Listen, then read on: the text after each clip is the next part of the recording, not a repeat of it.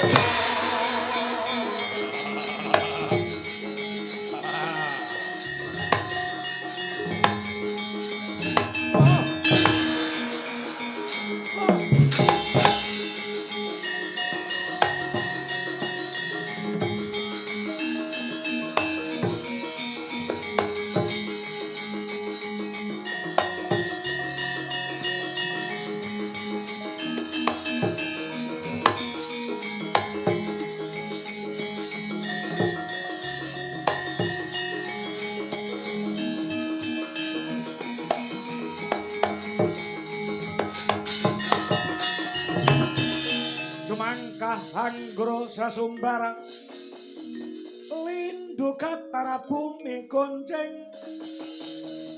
kumaludo kadi guntur ketuk umumeng kang colone timbak lumembak banyune kumambang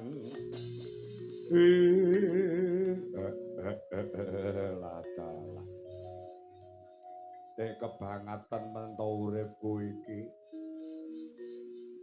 selawase aku dadi putrane Kanjeng Ibu Kuntri Talibrata ora tau diseneni sing nganti kaya ngene ing atase banyu susu sing tak ombe nalika cilik aku mbiyen kok arep dijaluk nek kumbalekke njur nganggo cara kepiye. Oh alah sing kebangetan ki dewa-dewa ning kayangan kae. Wong perkara jeneng kok ya diluputke. Perkara nganggo jeneng dewa kok aku disalahke. Monggo nalika Yayi Werkudara mbelane aku jane aku arep maju ning aku ngerti watake Werkudara. Mengko yen sing maju aku sing dadi tumbal aku rawurung aku mesti disebrake. Iki sing diarani wong bingung suduk gunting tatu loro maju tatu mundur ya aju. Wis suwi lho aku ora mbledos dadi buta kaya ngene lek ora kebangetan. Wis suwi ora ngetoni buta sing abote kaya ngene kok wesel ngene Mas Ruki tenan. Ngono kok ngenyang ae.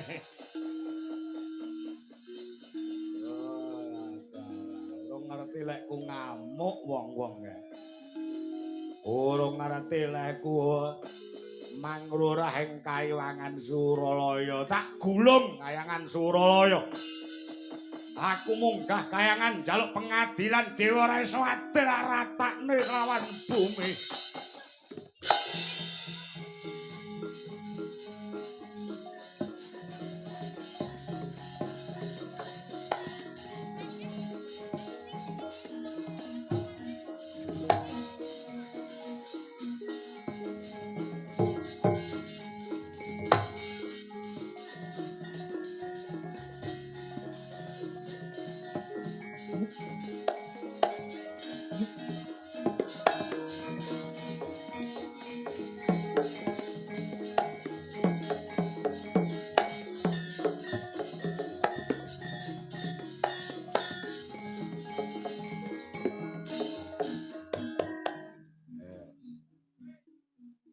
Nom dhisik udakara umur 30-an lek ngoprone buta ngene iki jek roso. Ayo wis tak kuluk munggahne kaya kuat. Dikoproke mboten niki. Oke. Diitung bareng-bareng ning ping 10 koprole nggih.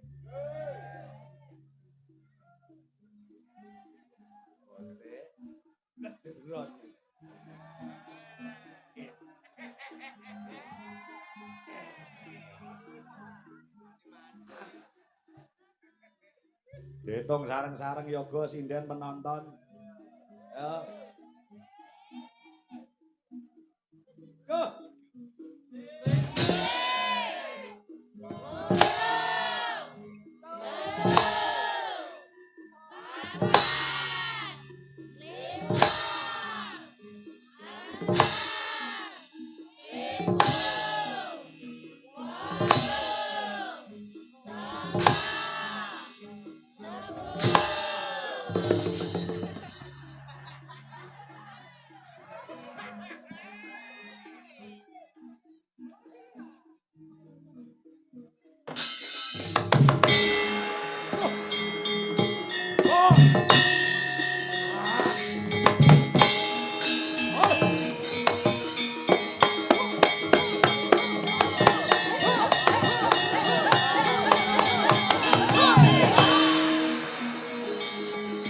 Idul Fitri wiwit duwi mayang sumpe